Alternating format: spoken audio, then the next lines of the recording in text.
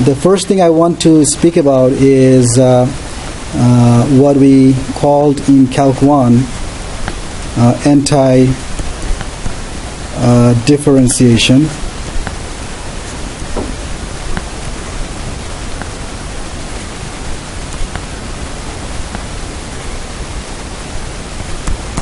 And so what is that? Anti-differentiation is basically the opposite of taking derivative, right? So when you usually you are given a function f, right?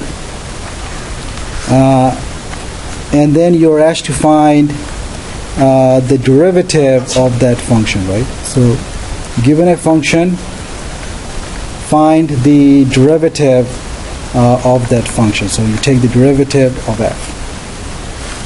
And now what we want to do is that we are going to do the sort of opposite. Now you're given, let's say, a function g of x, and you're asked to find a function f of x whose derivative is g. Am I making sense?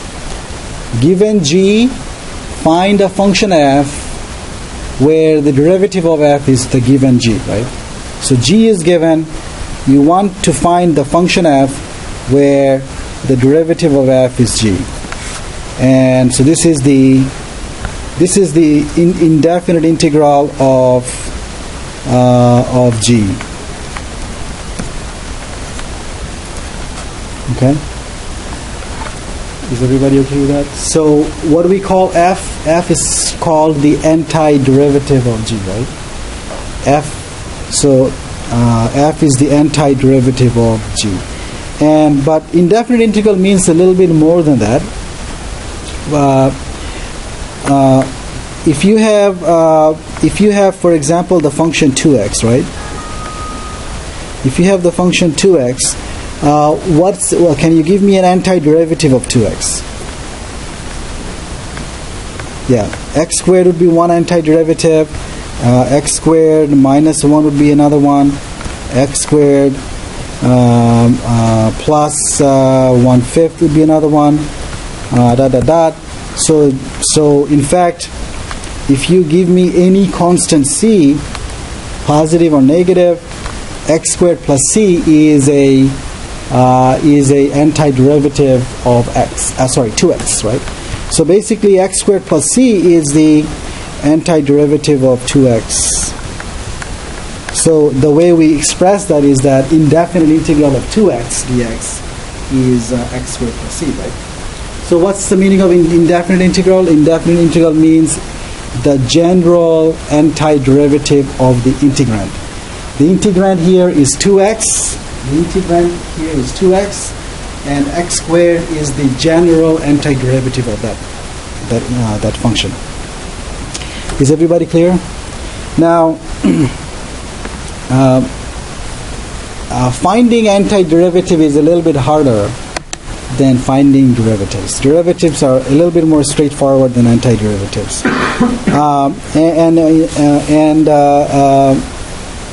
but there are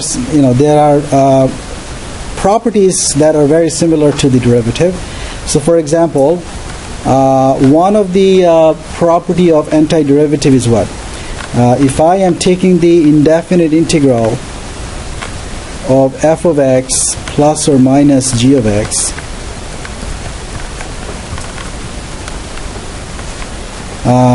remember, if I have a sum, I can take derivative term by term, right? Same thing happens here. If I have a sum, I can take the integral term by term.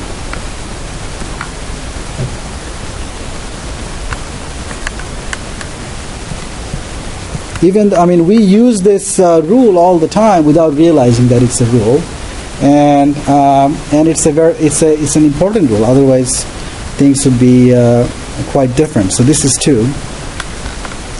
What's the integral of c times f of x? Well, if you have, so what is C? C is a constant. So if I have a constant factor in my integrand, that constant factor can be taken outside, and I can write it as C times the integral of f of x dx. Is everybody okay? And so these are some of the algebraic properties of antiderivatives or indefinite integral. One of the, remember that we have a power rule for taking derivatives, right? Same way we have a power rule to find the antiderivative of any power of x, with an exception. What is this? 1 over? What is that? 1 over?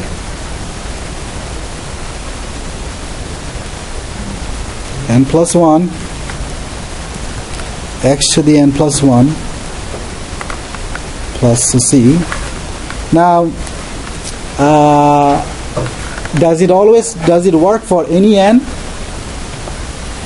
Does it work for any n, or there are some condition on n? Is it going to work for any n?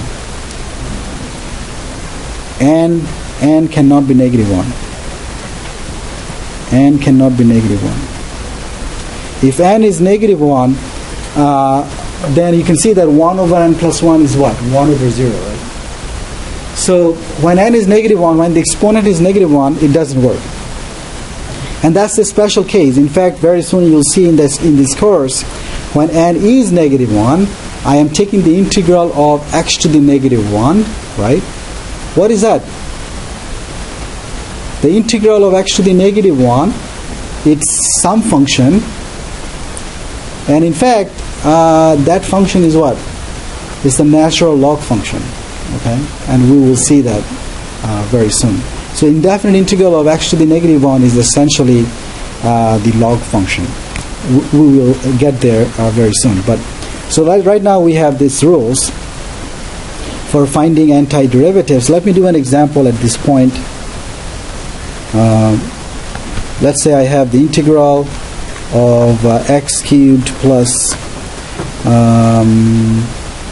2 root x divided by x dx.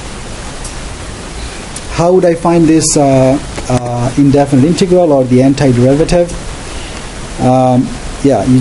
The trick is, looking at this, you should realize that I can rewrite this in terms of just powers of x, right? So I can say this is x cubed over x plus 2 times root x over x, and then you need to realize that this is x squared plus 2 root x over x. All right, what is root x over x in terms of powers of x? So actually what? X to the negative half, right? Because your root x over x means 1 over root x. 1 over root x means 1 over x to the half, which is x to the negative half. All right, so now remember, I can take the integral term by term. So I take the integral of x squared dx plus the integral of 2 times x to the negative half dx. Remember that rule number 2 that I gave you above said that any constant factor can be taken outside of the integral, right? So these 2 that I have here, I can take it outside of the integral. So what I'm going to get then is x squared dx plus 2 x to the negative half dx. And now I can apply the power rule. By the power rule, what's the integral of x squared? 1/3 x to the 3 plus 2 times 1 over negative half plus 1 x to the negative half plus 1 plus the c. Add the c once you are completely done with taking antiderivative, okay? And then this is equal to 1/3 x cubed. What is 1 over negative half plus 1? 2. So I get a 4 x to the half, right? Everybody is okay with that? So that's it. That's the answer. Any questions?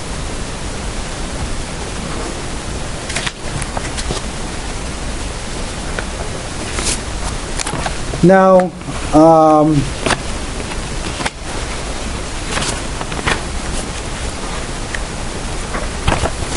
what are the other integration antiderivative formulas that we know of? What's the antiderivative of sin x? What's the antiderivative of sin x? Antiderivative of cosine? Antiderivative of secant squared? Antiderivative of cosecant squared? Negative cotangent? Antiderivative of secant tangent? Antiderivative of cosecant cotangent. Okay. Everybody has to know all those formulas in their head, okay? So let's do an example where we use that. So example. So let's say I have the integral of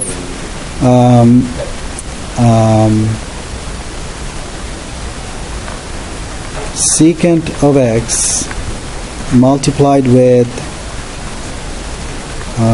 tangent x plus secant x.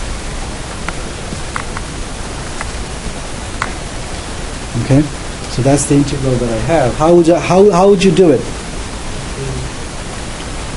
Yeah, I mean, it's maybe at first look it's not clear what to do, but you should always start doing something.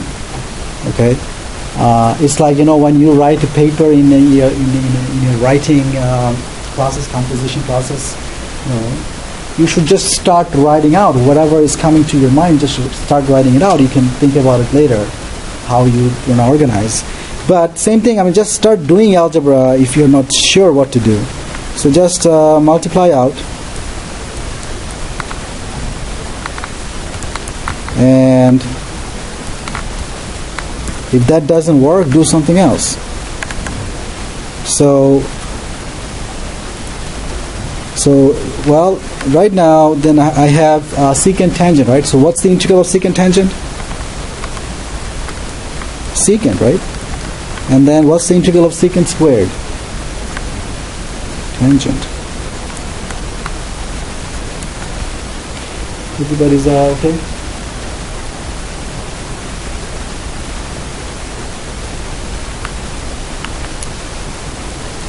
Okay, so I mean, with the rules that I have given you so far, what are the rules that I gave you? Well, there are 3 that I wrote down, and there are 6 that I didn't write down. We just talked about it. The integrals of the trig functions, right? But if we want to be able to calculate the indefinite integral of more complicated functions, what do we need?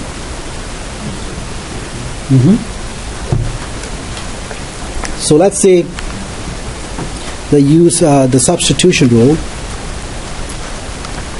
So substitution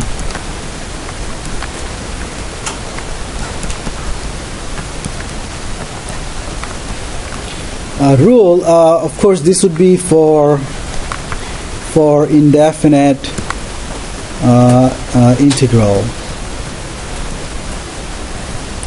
And what does it tell you? Well, suppose that you have an integrand where the integrand has 2 factors.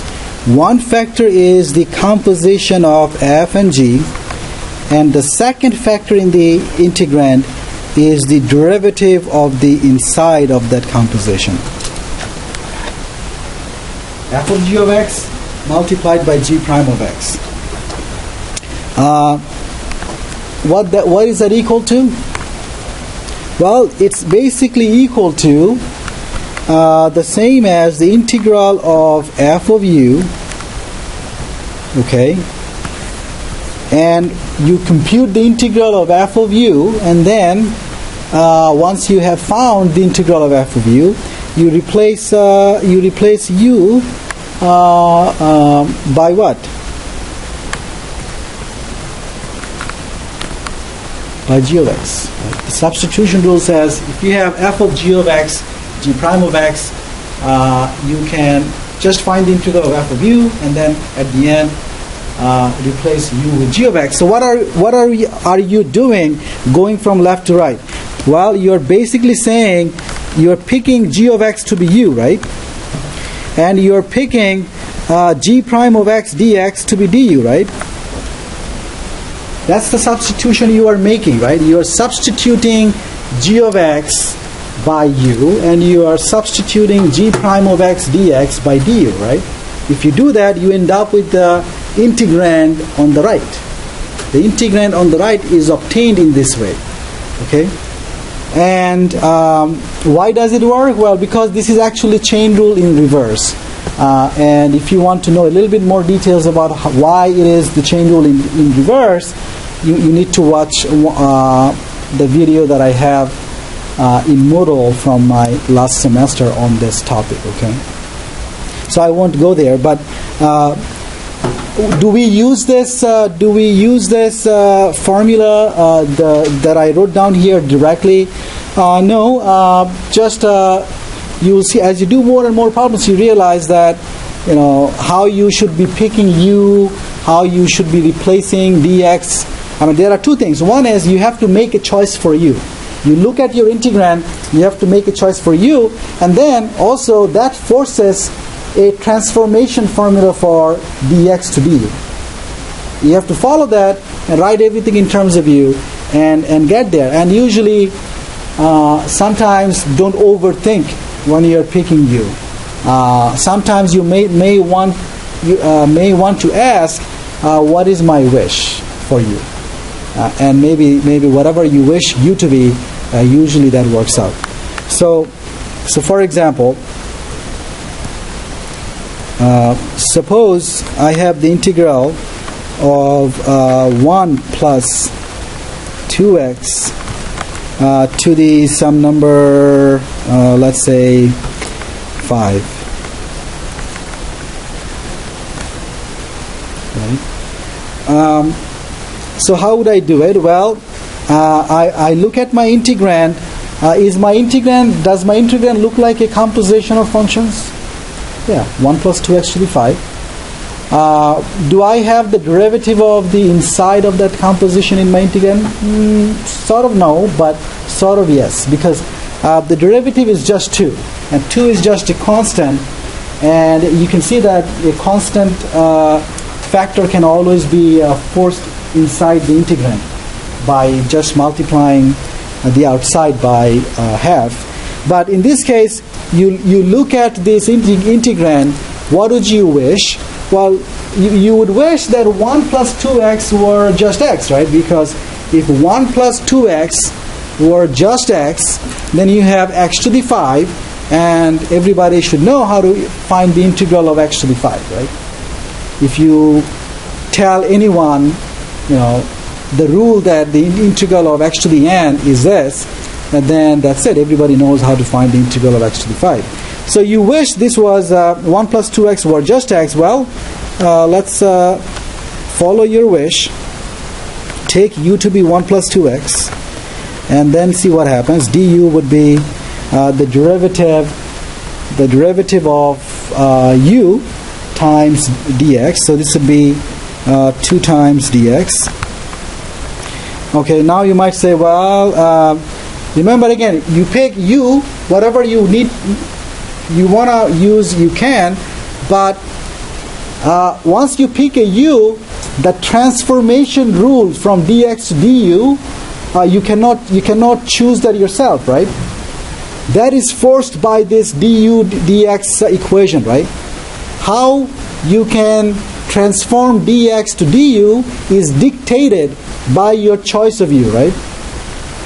I don't have any choice for dx. I cannot pick dx. Am I making sense? You pick u, and that forces a transformation formula for dx and du.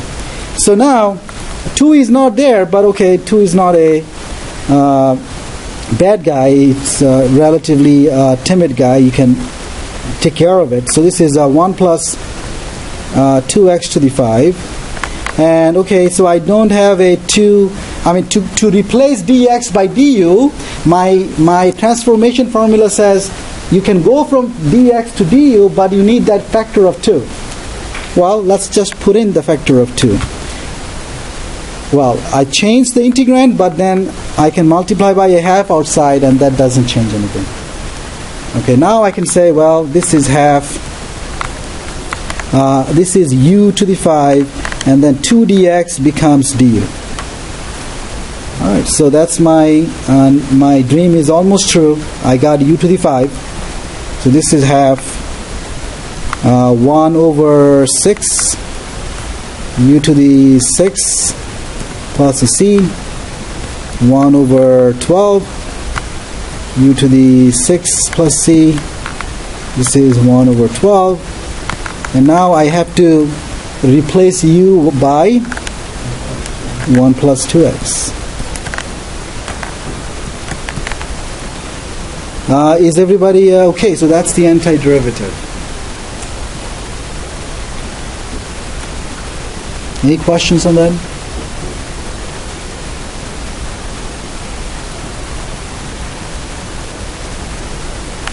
Most of the time, most of the problems in involving integration, whenever you have to use u substitution, if you are overthinking, then you are overthinking. Usually, the choice is whatever you wish, really. Okay, as you do more problems, you'll see that's the case. So this is. Let's look at another example. Suppose now I have 1 over the cube root of 1 plus 2x, actually with square here, dx.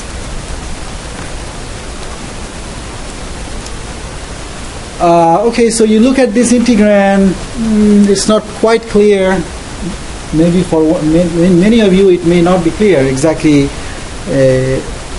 Is it a composition of two functions? Then what's the inside and what's the outside, right? In the previous problem, it was pretty easy to say what's the inside, what's the outside, right, of the composition. In this problem, you'll agree that it's a little bit. It makes you think more to understand what's the outside of the composition, inside of the composition. But the good thing is you really don't have to worry about it. Good thing is, you look at this, you ask yourself, what do I wish? I wish that 1 plus 2x were just x, right? If 1 plus 2x were just x, my denominator is just 1 over third root of cubic root of x, right? X squared, cubic root of x squared. Well, that's just a power of x, right? And we know how to handle a power of x. If 1 plus 2x were just x, then the integrand is just a power of x, and I know how to handle that. So, once again, so let's follow my wish. I have 1 plus 2x that I'm going to pick as u. Du is 2dx. And this time I'm going to do the problem a little bit differently. That is, I am going to multiply both sides by half. So half du would be dx. And so now notice what I can do here. This would be 1 over the cube root of 1 plus 2x is now becoming u, right? So I get u squared here. And then remember, what is dx? Half du. And okay, so this is equal to half. Half is just a constant factor. Anytime you have a constant factor, you are allowed to take it outside of the integration. And then this is equal to 1. Okay, what is that? 1 over u to the what? 2/3.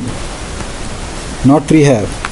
and this is half u to the negative 2/3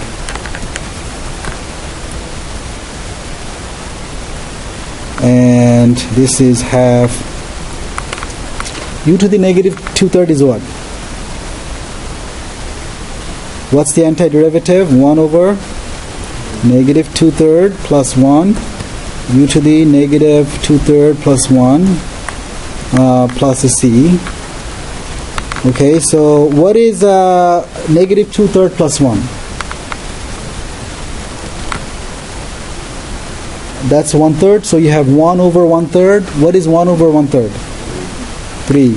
U to the 1/3 plus a c. And finally, this is 3 half. I'm going to go ahead and replace u by 1 plus 2x at this point. 1/3 plus a c. Is everybody okay with that?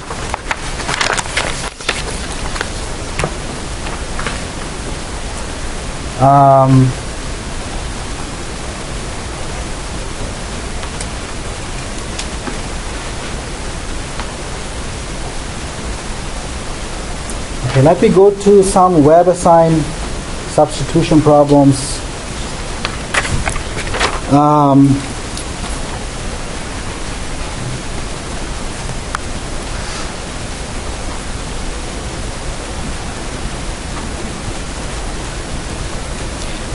Let's say I have the integral of secant squared of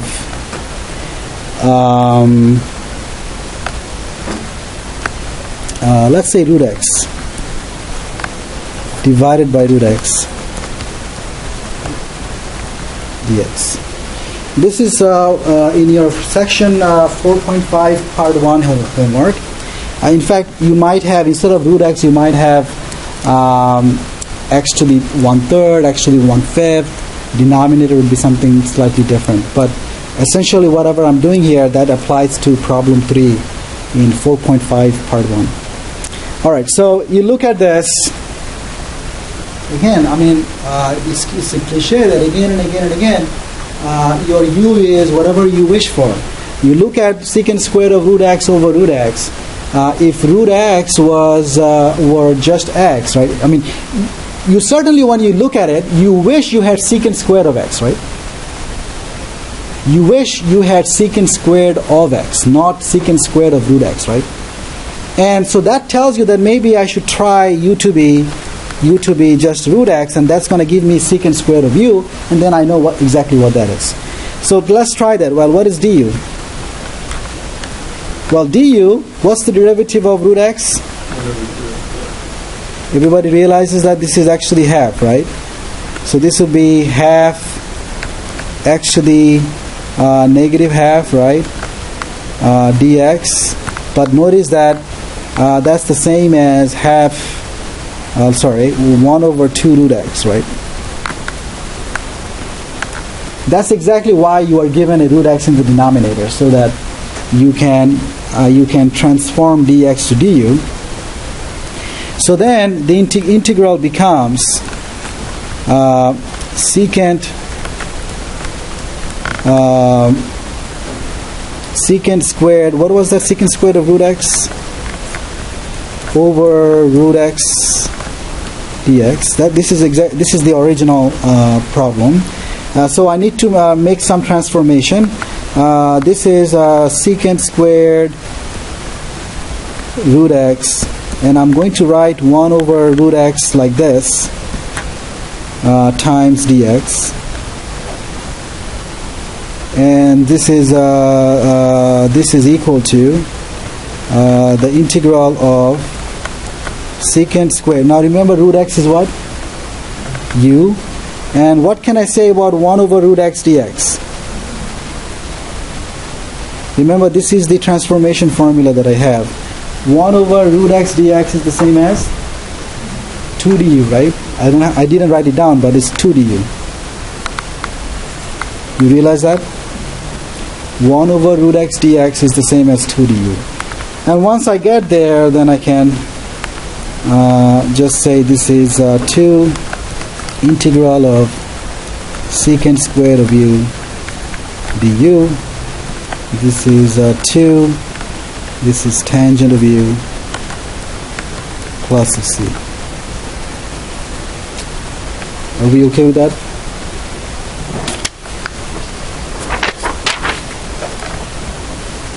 Okay, one more in this direction. Oh, you guys are done writing it down? One more example on antiderivatives would be the integral of x times 2x plus 7 to the 8 dx.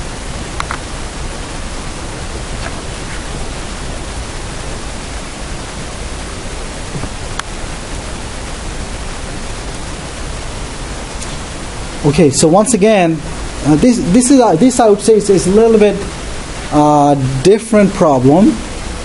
It's not really clear what you should work, but once again, though, I think anyone who's normal would at some point try u to be 2x plus 7, right? You would try u to be 2x plus 7. And that's the right choice. So you take u to be 2x plus 7. I'm pretty sure every one of you, if you see this problem, within a minute or so, you're going to try that u. Okay.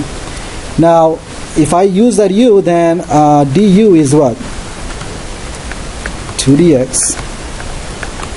Right. So now you come up here. You say, okay, 2x plus 7. Oh, let me do one more line here. Half du is what? Is dx. So I can see that 2x plus 7 would be u to the 8, right? I have an x here, and u to the 8, and dx would be half du, right? What's the problem? I have that x, right? So what should I do with about x? Well, now I have to figure out, is there any way I can write x in terms of u? Well, the good thing is that can be done. This is u minus 7 divided by 2 is x, right? You guys agree with that? So then I can actually now say that x is u minus 7 divided by 2. Okay, now it's the following. I have a half and a half, that's the 1/4, and I'm going to take it outside of the integral. I have u minus 7 and u to the 8 du. And what is that? 1/4. You just multiply out, you get u to the 9 minus 7 u to the 8 du. This is equal to 1/4. What's the integral of u to the 9? It's u to the 10 over 10 minus 7 u to the 9 over 9 plus a c. And finally 1/4. Actually, let me multiply out. 1/40 u to the 10 minus 7 over 36 u to the 9 plus a c. 1/40. What was u again? 2x plus 7.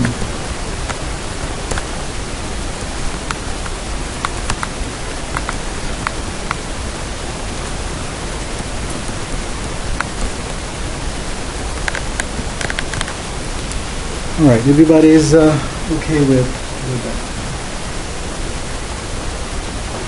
Questions? Yeah. Yeah.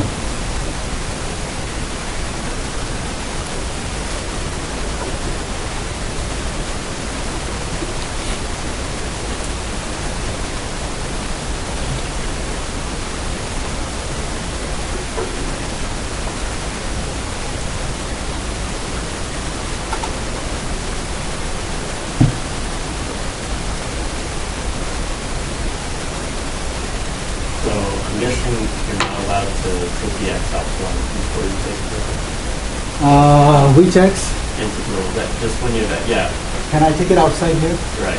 No. Okay. This is the only rule. Remember, if you have a constant factor, that can be taken outside. But if you have a variable and you're integrating with respect to that variable, that cannot be taken outside. But suppose that I have something like a constant like a. Can I take a outside? You bet, because I am integrating with respect to x, and a is not a variable in that case. Okay.